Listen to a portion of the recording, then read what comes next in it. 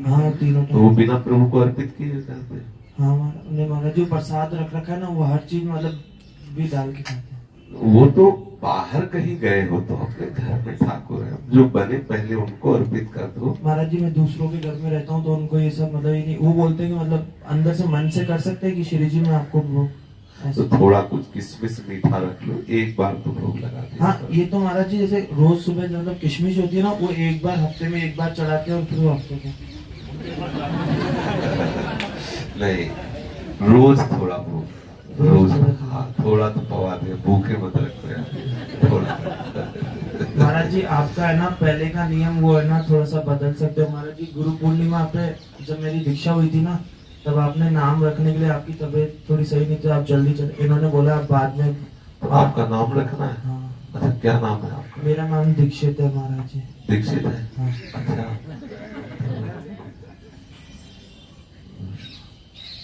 सदगुरु शरण अपना नाम रखना। सतगुरु शरण। सदगुरु शरण।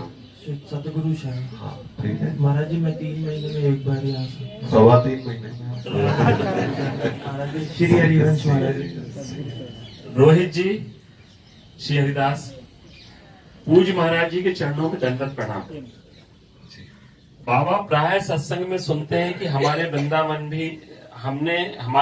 में भी देखा कि प्रगट में लाडली के श्री अंग की सेवा का अधिकार केवल अधिकारी को ही है, और यहाँ भी लाडली की प्रगट में सेवा नहीं है, तो घर में तो प्रिया प्रीतम दोनों विराजमान है, फिर लाडली की सेवा किस प्रकार किस भाव से करें?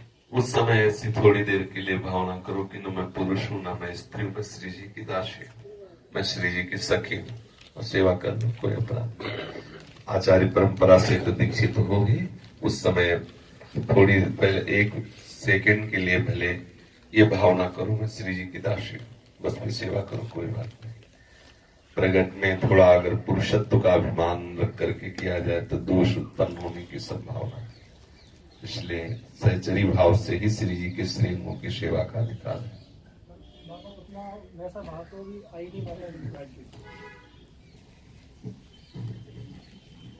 सहचरी भाव जो आप बता रहे हो वो तो अभी अगर हम प्रारंभ से शुरू कर दें कि हम सहचरी हैं तो गले से उतरना शुरू हो जाएगा, हृदय में पहुंच जाएगा, वो आ जाएगा सहचरी ना। जैसा हम चिंतन करते हैं वैसे सूक्ष्म शरीर में भी प्रभाव पड़ता है। जैसे पहले हम लाल कपड़े में सन्यासी थे तो स्वप्न में अपने को लाल कपड़े वाला देखते थे, अब पीले कपड़े वाले हैं तो लाल कपड़े वाले ने पीले कपड़े वाले अपने को देखते हैं, तो गया ना अंदर, बाहरी चिंतन गया ना अंदर। तो ऐसे ही हम बाहर से ही कहते हैं मैं श्री जी की सहचरी हूं, मैं प्रियाजू की दासी हूं, तो धीरे धीरे अंदर बात पहुंच जाती है, और ये सत्य बात है इसलिए वो प्रकाशित हो जाती है। ठीक है, वो हमारे माता पिता ऐसे उनको माता पहले किसी भी भाव से जुड़े, जब उनसे जुड़ोगे तो आचार्य का जो मंत्र है वो संबंध प्रकाशित करता है। जैसे हम जब पहले वृंदावन धाम आए तो हमारे हृदय में सबसे पहले प्रभु के प्रति सखा भाव था, और फिर धीरे धीरे धीरे धीरे श्री जी के प्रति अपनापन हुआ, फिर धीरे धीरे गुरु कृपा से मंत्र प्रकाश से सहचरी भाव की भावना बनी। तो पहले थोड़ी सहचरी भाव की, आप ऐसा ही मानो, पर धीरे धीरे ये भाव परिवर्तित हो जाएगा, मंत्र अपना प्रभाव दिखाएगा और ये भाव परिवर्तित हो जाएगा। जब अतिशय प्यार हो जाता है तो जो मंत्र का भाव होता है वो प्रकाशित होता है।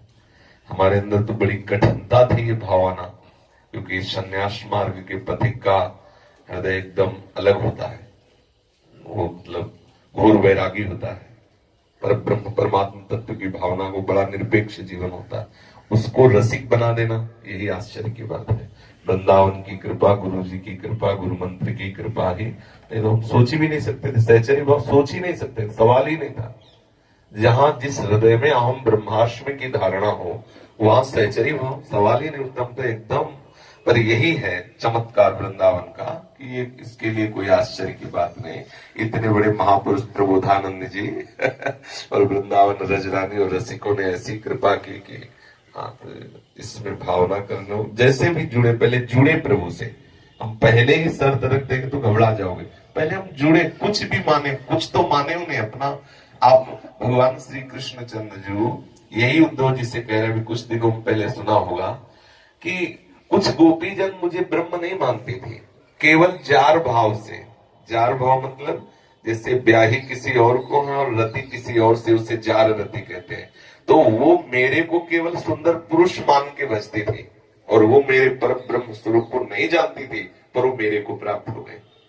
तो श्री सुखदेव जी ने परीक्षित जी से कहा, जब शिशुपाल का उद्धार हुआ ना, कि ऐसा कैसे हो गया कि भगवान को गिन गिन के गालियां दे रहा था और ये भगवान को प्राप्त हो गया, इसको तो नर्क मिलना चाहिए। तब उन्होंने कहा, प्रभु का कैसे भी चिंतन हो, उनको काम से, स्नेह से, रिश्तेदारी से, नातेदारी से, पिता मान के, माता मान के, गुरु मान के, शिष्य मान के, भाई मान के, मित्र मान, जो द्वेष से भी, वैर से भी, जैसे भले अगर उनसे जुड़ जाए वृत्ति, तो भगवदाकार हो जाएगा, भगवान को प्राप्त हो जाएगा। यही भगवान की महिमा है। जिस भाव से भी हम जुड़, पर जब शरणागत हो जाता है तो उसमें तुम्हारा भाव काम नहीं करेगा, उसमें आचार्य परंपरा का भाव उदय हो जाएगा। आप देख लेना, आपके हृदय में वो भाव ना चाहने पर भी वही भाव आ जाएगा। समय में धीरे धीरे जब मंत्र प्रकाशित होगा तो ये भाव आ जाएगा। आचार्य परंपरा का यही बल होता है कि जिस आचार्य के हम शरण में होते, वो जिस भाव में होता है, शरणागत में वही भाव आ जाता है। मेरा और एक प्रश्न है, माइक दे दीजिए। और ज्ञानेश्वरी में लिखा है कि त्रिपुटी का लय होना चाहिए। फिर इस्कॉन में आ गए तो वो बोले कि एक होना गलत बात है, कि सेवा करनी तो एक नहीं होना चाहिए। एक चीज बात समझो, बहुत डिग्री क्लास की बात, बहुत एक दो में पढ़ने वाले से पूछोगे तो उत्तर क्या होगा, समझने का विषय। हम लोग सब लेवल पे खड़े हैं। त्रिपुटी का लय मतलब मुक्त पुरुष, और बात आप कहां कर रहे हो? आप आगे बढ़ो, त्रिपुटी का लय हो ही जाता है। ब्रह्म नहीं, माया नहीं, नहीं जीव नहीं काल, अपनी सुदिना रही, एक रहे नंदलाल। ध्याता ध्यान ध्येय लय हो गया, दृष्टा दृश्य दर्शन लय हो गया, वही बचा वही। चाहे मैं कह लो चाहे वो, मैं कहूं तो ब्रह्म ज्ञानी, वो कहो तो भक्त। गोपीजन का लय नहीं हो गया त्रिपुटी का? जित देखो तित श्याममयी। गोपीजनों को ये थोड़ी कि मैं श्याम सुंदर के दर्शन कर रहे हो, क्या वो केवल श्याम ही श्याम, मन श्याम, बुद्धि श्याम, चित्त श्याम, अहम श्याम, सामने श्याम, भीतर श्याम, जिधर देखो श्याम ही श्याम। लय हो गया कि नहीं हो गया है? कोई संशय? सेवा करनी तो पहले लेकिन सब मिटेगा, तब डट के भजन करो, भजन से बात बने। देखो, बहुत ऊंची बातों पर निर्णय करने के लिए भजन बल चाहिए। ये वो मतलब तर्क के द्वारा इस वस्तु को ना तो समझा जा सकता है, ना समझाया जा सकता है। इस वस्तु के लिए भजन बल होना चाहिए। हम भजन बल अगर युक्त हो और इशारा दे तो फट से वहां पहुंच जाओगे, क्योंकि वो आपके पास पावर नहीं। तो लेकिन फिर लग जाएगा, क्यों लग जाएगा? अगर लग जाएगा, मगर लग जाएगा, वो यही अगर मगर में टहलता रहेगा। अगर भजन बल है तो बात कहते ही आप तत्काल वहां पहुंच जाओगे। मानसिक स्थिति तत्काल उस धारा में होगी। आपको एकदम आनंद की अनुभूति होगी। अब मन वहां पहुंचे कैसे? पावर है नहीं। तो फिर लेकिन मगर अगर में फंस जाता है। सब प्रश्नों का समाधान पहले भजन डट के करो। कोई मिनट प्रभु से अलग न जाए, पहले ये बात धारण करो, पहले ये धारण करो सारा जगत भगवत स्वरूप है, इसका अभ्यास करो। पहले ये धारण करो मैं कहीं कोई भ्रष्ट आचरण न करूं। ये पहले नींव मजबूत करो, तो आगे बिल्डिंग अपने आप। हम बात छत की करना चाहते, खड़े अभी नींव भी नहीं भरी है, कैसे बात करेंगे? हम पहले पुष्ट हो। साधक को साध्य से भी ज्यादा साधन में प्रेम करना चाहिए। साधन में अनुराग करने से साध्य वस्तु का अपने आप प्रकाश हो जाता है। साध्य वस्तु को हम तभी जान सकते हैं जब साधन में अनुराग हो। अभी साधन उस कोटि का नहीं है। जब साधन आएगा, ये वाणी है ना, ये बता देते हैं कि आप किस कोटि के साधक हो। चाहे जितना आप शास्त्रीय भाषा बोलो, 2 मिनट बात करते रहो, पता चल जाता है। क्योंकि शब्दकोश है, वो वहीं से आएगा जहां जो आपकी स्थिति है। जैसे कोई बहुत फर्राटेदार बात कर रहा हो शास्त्र की, आप चुपचाप बैठे सुनते रहो। वो जिस धरा का साधु है उसी धरा की बात आ जाएगी। प्रारंभिक और अंतिम तक आप सुनिए चुपचाप, और डायरी में लिखते रहिए। वो भले कितनी भक्ति की बात करे, लेकिन विश्राम उसका वही होगा जहां उसकी स्थिति होगी। सावधानी से केवल चुपचाप सुनते रहिए। कितने ऐसे दृश्य होते हैं जिनको ये मतलब आज की नहीं, हमारी शुरू की मतलब बुद्धि थी। जब बच्चापन से निकले थे ना, तो बहुत ऐसी जगह आई जहां फंस जाते, बहुत ऐसी जगह आई जहां आकर्षण हुआ। लेकिन गुरु कृपा से ऐसी बुद्धि थी कि दूर खड़े होते थे। और सुनते रहते थे। जहां हमारे अंदर के सदगुरु कहते थे नहीं भाग पड़ते थे, किसी को पकड़े। आज तक हमारा कोई मित्र नहीं बोला, आज तक कहीं गुरु कृपा से फंसे नहीं कि भाई महंत बन जाए या इस जगह, कहीं कुछ नहीं। जहां देखा कि हाँ, और जहां लगा हाँ